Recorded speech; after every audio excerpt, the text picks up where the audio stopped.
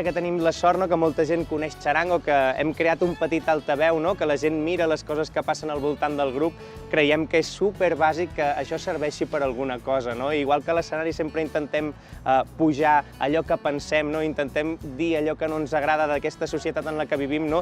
També si Txarango pot servir per ajudar, pot servir per millorar coses, és superimportant. De fet, ho hem fet així sempre. Ja la manera d'escriure les cançons sempre és proposant en comptes de protestant, no? I a nivell humà intentem que sigui igual, no? Doncs que la música del grup pugui servir, no? O el grup en general pugui servir per aportar moltes coses.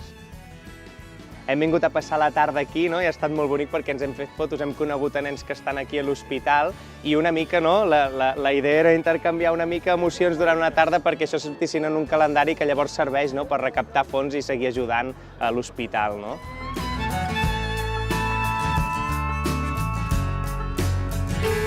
Pots ajudar, no? Comprant el calendari i donant diners, però jo crec que el que més pots valorar són les emocions, és el dia a dia, no? I jo suposo que també per la gent de l'hospital, pels nens que estan aquí, qualsevol acció, qualsevol moment és una mica diferent, no? I ajuda a passar millor els dies que segur que no són fàcils, no? En un hospital.